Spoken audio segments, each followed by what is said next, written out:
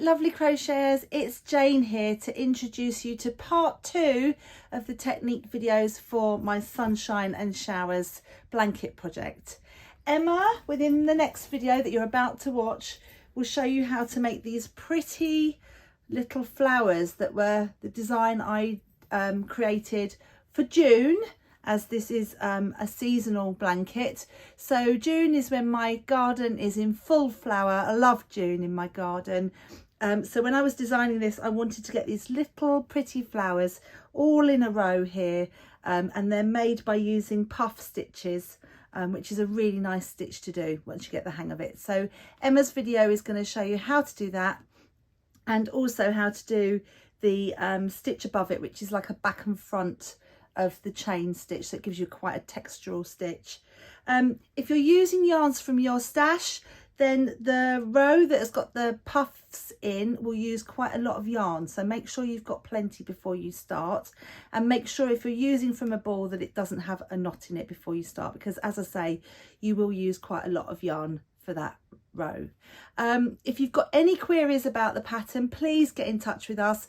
We hope the video will help you with all aspects of the blanket as we head through this design, but if you do have any problems, then please email us on the mail@JanieCrow email address. If you leave messages down here in YouTube, we might not see them, so please email if you've got a problem. We have Sarah on hand ready to help with any pattern queries. So I think that's it from me. Big thanks to Emma for doing part 2 of the technique videos for this design, and I hope you enjoy it. Welcome to part 2.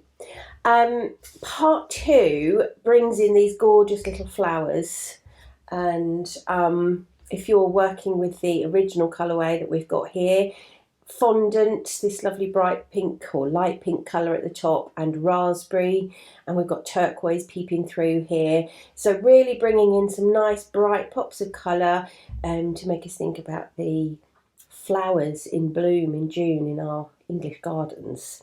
And that's where the inspiration came from. Lots of great tips in this part. We're going to be looking at crocheting over our ends, some ends, so we don't have to sew everything in. We're going to be looking at making popcorn stitches, which is what creates the buds of our, or the petals of our pretty little flowers here.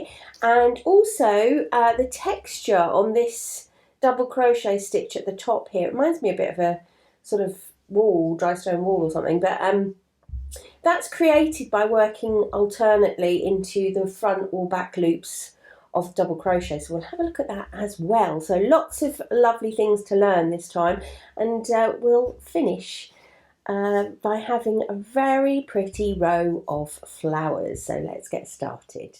Right, we're going to start on row 8, and we're going to start with 4.5mm crochet hook. Again, just pay attention to when the crochet hook changes happen, or the size changes, I should say. And we're going to be bringing in lime. Okay, again, that's just if you're working with the original colourway, so whatever you're choosing to change to is totally fine.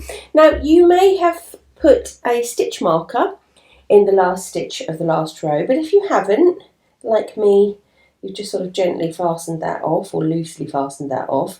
You just need to take that last stitch back to the point where you can change the yarn colour, and if you recall, that is on the very last stage of the stitch. So here I am with 2 yarn loops around my hook, and all I'm going to do is pull through lime as the new colour. Okay, so I am pulling that through. We have changed the colour now to lime, and I'm going to turn the work and, oops, trying to keep everything neat and tidy, make 1 chain for my sort of turning chain. As we know with our double crochet, that does not count as a stitch. Now the whole of row 8 is double crochet all the way across, so all I'm going to show you for this is weaving in ends. Okay, so you can see I've got 2 ends here to weave in, and I'm going to crochet over them rather than sew them in. But It's best to do this if you're working double crochet. We of course are working double crochet for the next 2 rows, but it's best to just crochet over one end at a time. So that's good because we've got two ends here to work in, and we've got 2 lots of rows of double crochet to do it with. So the other good thing is I'm going to be able to show you how to do that from the right side and the wrong side of the work. So at the moment I'm looking at the right side of the work. Okay, row 8 is a right side row, and what I will do is I will start by weaving in the meadow colour, I think it's meadow, that we had for the previous round. I'm going to forget about the lime tail for now and just work over the colour from the row before. I want to hide that behind, so at the back of the work, and because I am facing the right side is facing me, that means it is literally at the back of my work. That's going to become clear why I'm telling you that a little bit later on, but for now I know that that tail needs to sit behind where I can't really see it. And all I'm going to do to hide that tail, or to weave it in if you like, is crochet over it. And let me show you how simple that is to do. She says, all fingers and thumbs.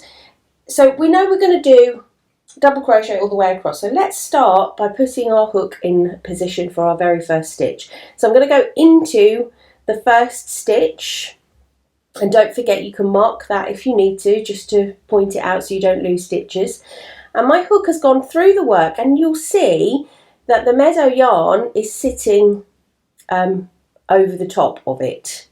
All right, you can see that sitting over the top of the hook there. I'm going to pick up line, just as usual, pull through, there's my 2 loops on the hook, and finished my double crochet. All right, so now that tail is caught in, and I'm going to do the same thing for the next stitch. So go through to the next stitch, make sure that tail sits across the top of the hook, and then just make my double crochet stitch in line in the same way.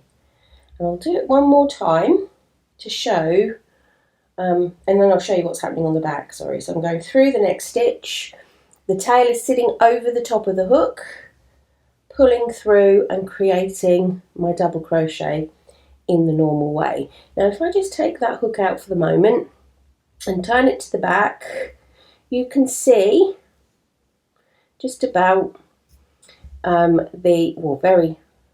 it's very well hidden actually, but you can see that the tail, if I pull it there, you can see it's running under the back of the double crochet stitches, and it's being held there nice and securely. So I'm going to continue like that. You want to do about 10 stitches to make sure that it is nicely held into place. And then you can just snip the end off, which is an absolute joy, isn't it? So let's just show you again. Go through the stitch as before. Just make sure that yarn tail sits over the top of the hook and make your stitch. And as long as you're making sure that the tail goes over the top of the hook, it will be hidden nicely behind your stitches. And as I said, about 10 or so will make sure that it is nice and secure. I don't know how many I've done there. 2, 4, 6, 8. I'll do another couple and then we can snip it off. Okay, passing the hook under. Let's do one for luck. Pass the hook under, make my double crochet. Okay, I'm just going to snip that end off. And it is nicely, neatly worked in. No darning needle in sight. Lovely.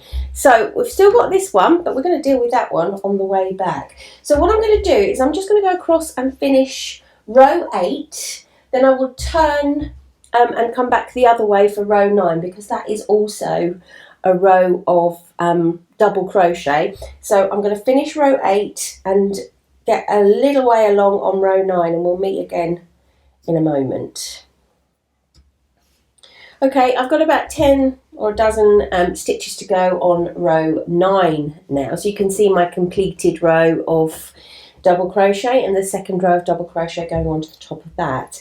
And so we're now looking at the wrong side of the work. This is the wrong side of the work. And I've got this lime tail that I'd also like to work over to save me having to sew it in later. Now, because this is the wrong side of the work, I actually want the tail to be hidden on the side that's facing me at the moment. So I don't want to put the tail behind like we worked it before. It's also coming from the left. So it's a little bit trickier this way, but it still works just as well. So I'm laying the tail across the work just underneath where my hook is at the moment. Can you see, just laying it across the stitches? And the same principle applies in that the tail needs to sit over the top of the hook when I work my next double crochet, but this time it's at the sort of the front of the work, or the work that's facing me. I can see the tail. So I'm going to go under the tail before I put my hook through into the next stitch. Okay, so I'm going under the tail. It's sitting over the top of the hook, you can see. I'm pulling through and I'm making my stitch. Okay, so you can just about see that it is caught behind there, isn't it? Now don't pull it too tight at the moment. Let's do another one. It's now held nicely for me, and you can see if I've just sort of used my thumb there, you can see I've made it raise up enough that it's going to be really easy to get my hook under there now. So I've got making sure my hook goes underneath the tail. I'm going into the next stitch, so the tail is sort of sitting over the hook. You can see, can't you, just about sort of see the tail going over there. Make my stitch, and it's caught in again.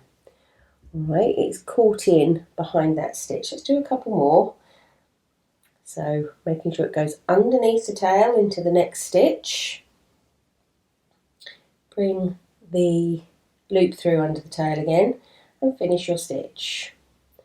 Under the tail and through the next stitch. Bring the loop through and also under the tail, and finish your stitch. Now if I just stop there and just give that a little, hang on, let me take that out, give that a little tiny pull. Okay, I don't want to pull it too tight to distort the work, but I just want to, you know, keep it neat. And I'm going to finish the row like that, catching that tail in and just giving it a little pull through every now and again. Okay, all the way along, just a little pull through, not too tight, and I'm going to finish the row. And there we've got another tail neatly caught in.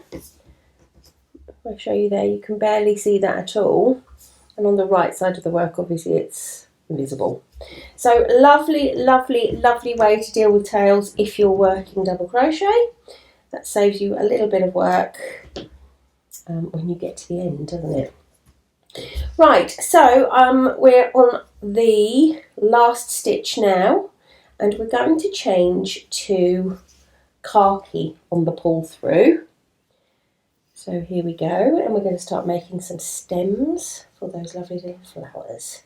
So there we go, pull through with the khaki, and we are now ready to work row 10.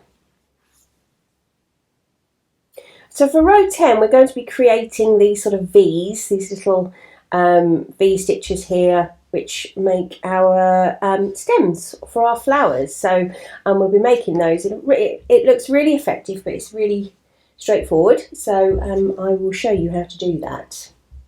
Right, ready to start row 10, and I've changed the hook to 4mm, and I'm going to start with 3 chain. 1, oops, can't get it, 2 and 3, and that is actually going to count as our first treble. We're going back to trebles, and the starting 3 chain is going to count as treble number 1. I'm now going to take another treble, or make another treble into the same place where we came out with our chain. Okay, so you can see it's just at the base of that chain. My hook is going through, and I'm going to make a treble. So I've got 2 trebles effectively in the same place, and I am now going to make 2 chain, 1 and 2, and I'm going to miss the next 4 stitches. All right, so my stitches coming out of this one, I'm going to miss 1, 2, 3 and 4, and I'm going to work into stitch number 5, which is this one here, and I'm going to make 1 treble,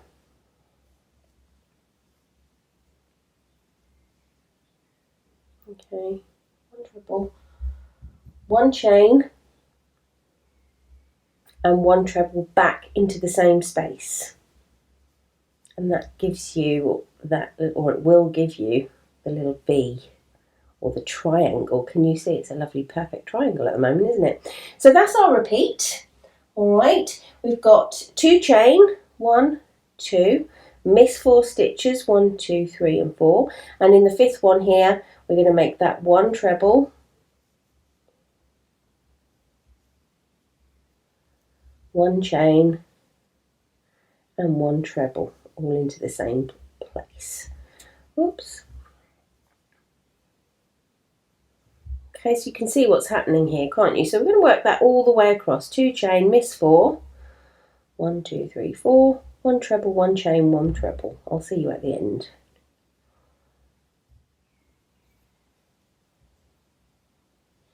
Right, I'm coming to the last pattern repeat now. 1, 2, 3, 4 and 5. And just to show you what happens when you get to the end of the row. So I'm just putting my 2nd treble into the same stitch and doing my 2 chain. Now, if I miss 4 stitches here, 1, 2, 3, 4, that puts me neatly, thankfully, onto the last stitch. And all I'm going to do there is work 2 trebles into the end, like we did at the very beginning, if you recall. And we'll have a look at what that looks like. I'm just going to finish this 2nd treble for now, although we're going to be changing colour in a minute. I'm just going to finish it for now, just so we can look at what we've made. So we've made a series of lovely triangles, and we're going to fill all of those gaps in a minute with something pretty to create our rows of flowers. And the great thing is the sort of joining bar, if you like, between the flowers is going to be well hidden. So that's very, very clever. I do love the structure of these things. It's very clever indeed. Right then, so we are going to just quickly change to raspberry, as I said. So I'll take that stitch back to the point where there is 2 loops on the hook. I'll snip the end as well, actually. I keep forgetting to tell you to do that, don't I? But obviously, when you've finished with the colour, you can snip the end. And I'm just now pulling through a raspberry. So we've changed colour to raspberry, ready for row 11. Right, we're ready to start row 11. I've changed, as you can see, back to the 4.5mm hook, and we're ready to work with the raspberry. Now, if I look at our sample piece here, the raspberry is going to create these little darker pieces at the bottom of the fondant coloured petals. Okay, and everything else, all the structure again is going to be hidden. It's very, very clever. Let me show you how it's done. Right, so we've, like I said, we've got 4.5mm hook and we've got raspberry on the hook. So we're going to make 1 chain, that's our turning chain, and we're going to start by making 2 double crochets between those 2 trebles that we ended the last row with. Now, there's not a chain space or anything there per se, but it will still work no problem. So 2 double crochets going in there.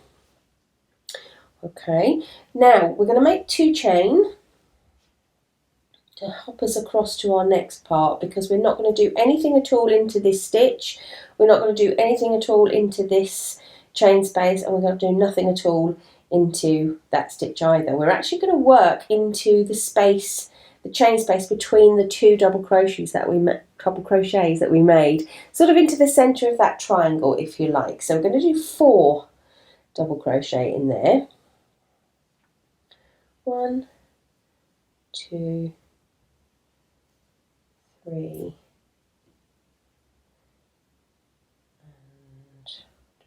and 4. Whoops, missed. And again, 2 chain.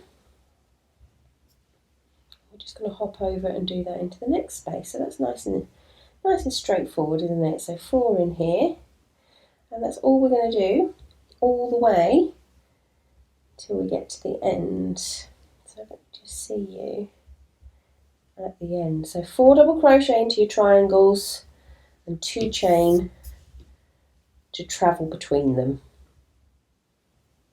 Okay, these are the last double crochets going into the last little triangle, and I'm going to make 2 chain and I'm going to hop across to where we started. So there's our starting chain and our first treble, and I'm going to make 1 double crochet into the space between them, and then 1 double crochet into the 3rd chain of that starting 3 chain. Alright, so into the top of that. Okay, that is what our little row of raspberry looks like, and we're actually going to change now to turquoise, staying on the 4.5mm hook. So we've got some lovely things happening, haven't we? Let's see what happens. I can't wait. I'm galloping on because I want to see these flowers come to life. Right, we need to change to turquoise here for our row 12. So I'll just take that stitch back to the last stage, so where we've got two loops on the hook, and I'm just going to pull through turquoise, ready for row 12. Okay, I'm going to snip raspberry, and we're now ready for row 12. Right, we're ready for row 12. We've changed yarn to turquoise, and we're still on 4.5mm hook. And what we're going to be doing on this row is we're going to be, if I show you here's one I made earlier, you can see we're creating these sort of little turquoise areas between the flowers, but what it's actually also doing is pulling the raspberry and khaki chain spaces together. So you can see the raspberry and khaki chain spaces here. It's pulling those together and hiding them nicely and creating a nice little sort of flower stem effect. I'll show you what I mean as we work. Right, so we're going to start with 1 chain, that's just our turning chain and it doesn't count as a stitch. And we're going to put 1 double crochet into our first stitch there, which is at the base of that chain. Alright, everything's a little loose here, but it will tighten up as we sew in some ends. And we're going to go straight across into the chain space. Can you see the chain space quite clearly there, which we've made with the khaki? So my hook is going to go just under that, like it's under a bridge, okay, and up and behind both the khaki and the raspberry, because we're going to work over both of them, both strands if you like. So I'm going to make 3 double crochet in here, 1, and what's happening is as I'm going under those 2 together, it's just pulling the 2 chains together and sort of making it all nice and neat, so it's sort of hidden beautifully when you look at it from the front. Okay, and it will just leave us with that nice sort of flower shape. Alright, so we're going to make 3 double crochet in each of those chain space bridges, if you like, all the way along, and we're going to jump between them with 3 chains, so it's easy. We've got 3 and 3 to remember. So I'll make 3 chain now, 1, 2, 3, which will jump across over to the next little sort of chain space bridge type thing. Technical term, this thing, and 3 double crochet in there, 1, 2 and 3, and jump across with 3 chain, and that's all we're going to do all the way across. And then when we get to the end, I'll just show you how to finish off this row. Here we are then, going into the last khaki and raspberry chain space. There's our 3, and we're now up to the last 2 stitches in raspberry there. We're going to miss the first of the 2 and just put a double crochet into the last stitch. Okay, there you go. You can see that is very pretty already. Now, we're not going to change colour on this last step with this row 12. We're actually going to cut our yarn and fasten off, because we don't want to turn our work for row 13. There we go, isn't that pretty? Right, row 13, it's lucky for us because we're making these lovely little flowers, and they are made with puff stitch. And I'm going to show you how to do that, so don't panic if you've not done it before. I'm going to show you as we go, so I'm not going to just do a standalone one. We're going to do it in situ, so you know how to get where you're going and where you will be when the first one happens. Right, I've got my 4.5mm hook, and I'm joining in fondant, or whatever colour. You can join obviously whatever colour you're making your flowers with. And we're going to go into the first double crochet, pull up a loop of fondant in this case, and make one chain. Whoops, there we go. I'm going to make one more chain, and that is going to count as my first half treble stitch. Okay, I'm going to do another half treble into the same stitch, so that's yarn around the hook, into the same double crochet, pull through, yarn over and through all 3 loops. Right, and we're going to do one chain, and we are now ready to make our puff stitch. Now the first thing to show you is where we're actually going to be working these. We're going to be working not into the turquoise here, into the raspberry stitches, which are the row underneath. So I'm just going to use my fingers just to push the turquoise back so I can kind of see the raspberry stitches and get access to those a little bit easier. Alright, so just sort of bent it back, folded it back, it's fine, won't damage it at all, it'll pop right back up when it needs to. Okay, so we are going to work into those stitches, and we're going to make our first puff stitch. Alright, so how we're going to make our puff stitch is we're basically going to get from this point to having 7 loops around our hook, and we're not just going to do it like that because that is a cheat. We're going to make it through the stitches. So yarn around the hook to start with. We're going to go through the first of those little raspberry stitches and pull up a loop. So okay, there are 3 loops there now. We're going to repeat that 2 more times. So yarn round, back in where we've just come out, pull up a loop. We've now got 2, 4, 5 loops on the hook. One more time, yarn round, go back in where we came out, all in the same place, pull through. We have now got 7 loops on the hook. This is the tricky part. You're going to pick up the yarn one more time, and you're going to go through all of those loops in one go. Now if you turn your hook down slightly, it makes things an awful lot easier. Let's make another one of those. I know they're not that straightforward, so just do it one more time and then it'll become easy peasy. So one chain to finish off. Alright, we're going to do that 2 more times in this little section. So yarn around the hook, we will go into the next raspberry stitch. So the turquoise is held down at the back, we're not working into that one, we're working into the raspberry. Pick up a loop and pull through, 3 loops on the hook, yarn around the hook, back in, pick up and pull through, 5 loops, 2, 4, 5, 5 loops on the hook. So one more time, yarn round the hook, hook goes straight back through, pick up and pull through. And we've got 7 now, 2, 4, 6 and 7. And we're going to pick up the yarn and pull through all of them. So what I tend to do is I will turn, can you see the head of the hook turning? I will turn it down slightly, because if the hook is downward it doesn't catch and it will pass through all of those loops quite happily. Alright, so just practice turning the hook so it is sort of passes through the yarn easier, and you will find a position that works for you. So finishing that with one chain. Last one then. So yarn around the hook into the last of the little raspberry stitches. Pull through, that's 3. Yarn over, back through, pull through, that's 5. Yarn over, pull back through, pull through, and that is 7. And my yarn is getting caught, that's why I'm having to do elaborate hand movements with my left hand. So pick up the yarn and through all 7 loops. Okay, turn that hook downward.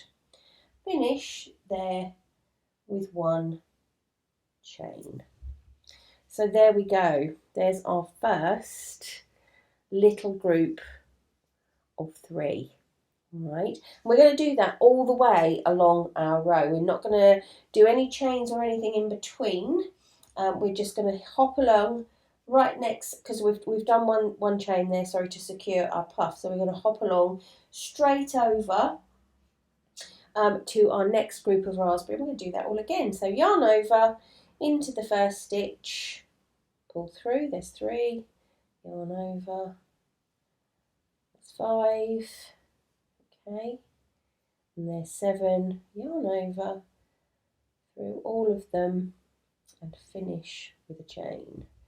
And that is what we're going to do in all of those lovely raspberry pieces.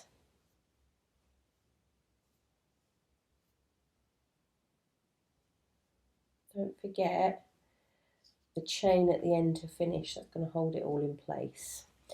Alright, so I'll work along. I'll see you at the end. Right, I'm working the last puff stitch. They are so pretty. I love it. And 1 chain to finish. Look at those.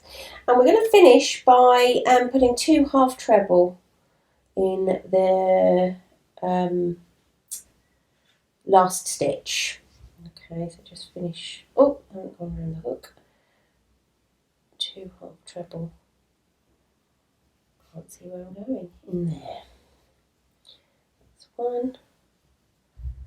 And 2.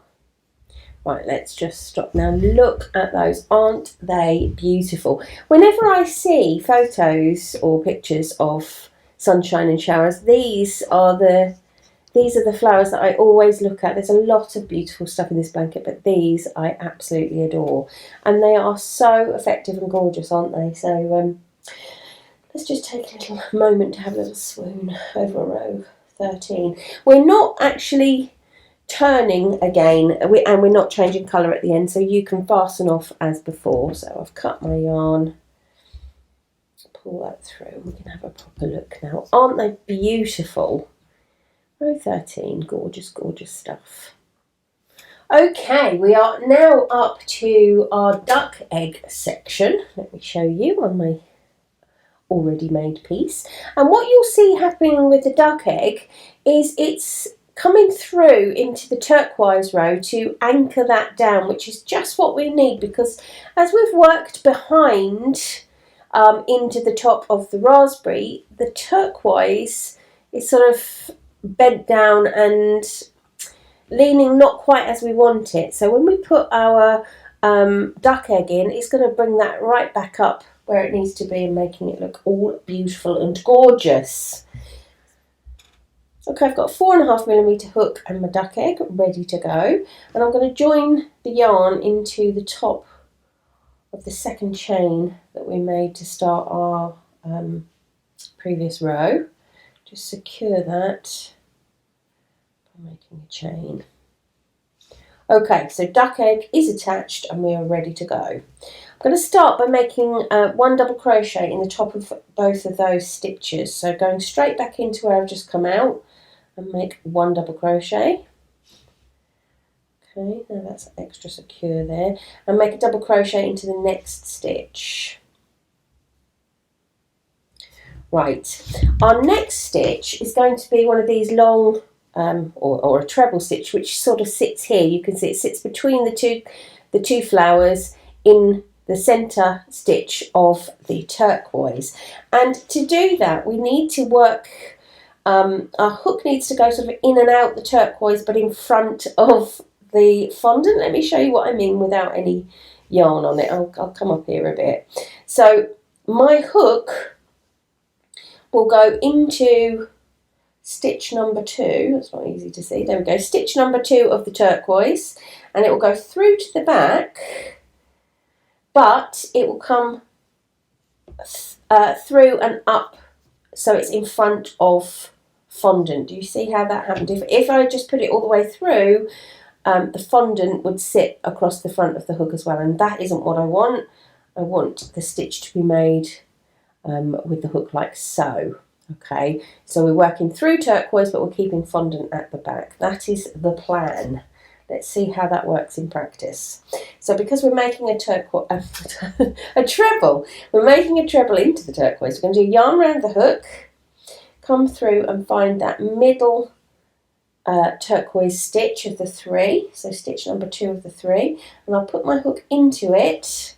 Okay, you can see it's gone through to the back, but I'll bring the fondant part behind, so it's just the turquoise going over the hook, and I'll make my stitch like that. Okay, so it's created a stitch, it's pulling the turquoise back upright, but when I look at the back, fondant is still visible behind. Okay, and that's kind of our aim between the flowers as we go along. The next part of the pattern, we're going to make some double crochet between the puff stitches. So I'm going to make 2 double crochet between these first 2 puff stitches. That's 1 and that's 2. Okay, and the same again through between the next 2, 1 and 2, and now we're going to do that treble again. Okay, so if you can see what's happened here, the turquoise is spun all the way around, so these trebles are going to bring them back upright and keep everything looking neat and tidy. So yarn round hook, and I'm going into the second stitch of the 3, so in there, and I'm bringing my hook between turquoise and fondant, so just turquoise is going across the top of the hook and finishing my stitch, and that is what I'm going to do all the way along. All right, so we've got the treble that sort of reaches down and grabs hold of the turquoise, and we've got the 2 doubles that sit between the petals. All right, so easy enough to remember. I'll work that all the way along. Okay, I'm coming now to my last treble into the last turquoise group, so through it goes. Oops. Put it in the right one, yes. And I'm going to finish by putting 1 double crochet into the last 2 stitches, last 2 fondant stitches there. That's 1, and that is quite tight. Oh, that was a palaver. Number 2. There we go. So, point to note, if you look at your pattern, you will note at the end of round 14 you have lost 1 stitch. You are down 1 stitch to 170 stitches. That is intentional. Do not worry, because we're going to make one up on the next row. So if you're counting and you're thinking where the heck has that stitch gone, do not worry, it's intentional. We'll put it right on row 15. All right, so let's dive right into row 15. Okay, I'm here at the beginning of row 15, which is a wrong side row, and I'm going to crochet over this end actually as I go. There isn't a great deal to write home about on this because it's just a straightforward double crochet row. Like I said, I'm going to go over this end. The only thing to tell you is that you are going to make up that stitch. You know, we lost a stitch on the previous row. You're going to make it up on this row. And what that means is you are going to put 2 stitches instead of 1 into the centre stitch. Okay, you're going to make 85 double crochet, 1 in 1, and then on stitch number 86 you're going to put 2 in 1. Okay, and then you're going to go back to putting 1 in 1 all the way across. So you're just basically doing a little increase on the centre stitch to bring you back up to 171 stitches.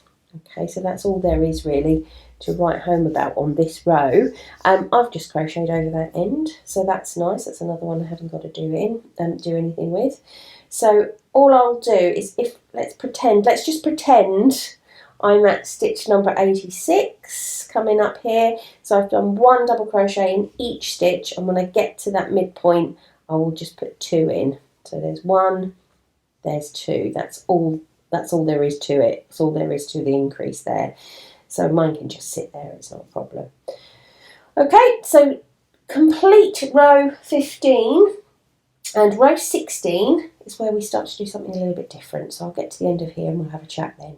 Right, we're at the beginning of row 16, and for the next 4 rows, so rows 16, 17, 18 and 19, we're going to work into the back loop or the front loop only of the stitches as we work, to give that lovely sort of textural look to the work. Okay, so it's easy to do in practice, as long as you can sort of see where the front and the back loops are. So the best way to do that is to turn your work a little more than you perhaps normally would, so that you can see the V's running along the top here. So what do we mean by back loop or front loop? So if I'm working into the back loop only, sorry, before that, let me say, normally I put my hook under both loops like so. So you can see the V is sitting across the top of, this is my pretend hook, you can see it's sitting across the top there. If I want to work into the back loop only, I just work, I pick up that loop and just work my stitch there, all right?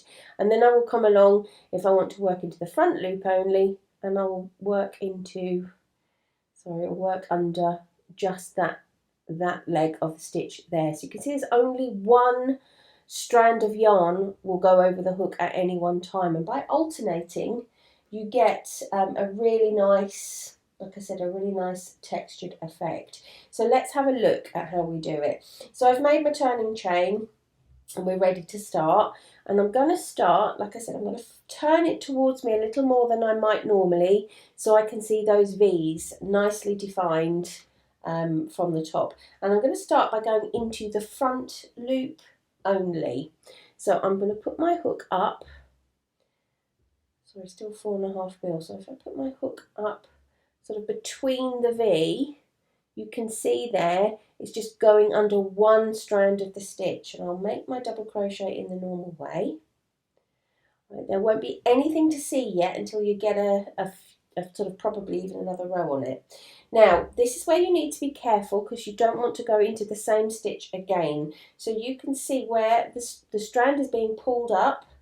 If I turn my work more, I want to go to the next intact V, which is sitting right at the base here, and here I'm going to go into back loop only. So again through the middle of the V, but just picking up that back strand and completing my double crochet. So turn the work again, look for the next intact V, come into the front only. Okay, so just one strand going over the top, and so on. Now I'm working back. Take it slow and you'll soon know what it is you are looking for. Okay, just making sure that you've just got one loop only when you go in rather than two. Back and front all the way down that row, that's all you're going to do. Okay, you're not changing at the beginning or the end. It's going to be front back all the way, and you're going to do that for 4 rows. And as you turn your work, it'll work out really, really well, all right, and create a really nice texture. So like I said, not much to see yet. You will notice it perhaps on the next row. You can just sort of see that coming through, but again, when you're looking at it, you'll be able to see much easier than you can on camera, really, because you can look at it from every angle. So I'm going to work 4 rows working front loop and back loop, and that is all we're going to do for the next 4 rows in total. So I'll come back to you when I've done them. Okay, I am coming up to the very end of row 19 here. I'm working on the wrong side at the moment, so let me just put the last stitch in, and I'm just going to take my hook out for now. Your pattern will say to pop a stitch marker in there, but you might be ready to continue, so whatever you need to do. But I'm turning it to the right side now. It's a little bit, needs a little bit of blocking, but that will all block out beautifully. So looking at it from the right side, we've completed that textural double crochet stitch by working in the front and back loops only. And again, I'm going to say to you, when you look at this yourself, i.e. not on a camera screen, you're going to see that lovely sort of texturization. As I said earlier, it reminds me a bit of a dry stone wall, or it could be sort of rippling brook or stream or something lovely, but it's just a lovely way to add a little bit of interest and texture to sort of a few rows of double crochet, really. Now don't forget, you've got to work 2 pieces. I've got 2 pieces here because I've already completed one sample to show you, and I've been working on the second one. So make sure you complete both pieces identically. You'll be looking for a depth on each of these of about 12 centimetres, and if you've already checked your swatch, that shouldn't be too much of a problem. But once you get to this stage, you have completed part 2 and you're ready to move on to part 3.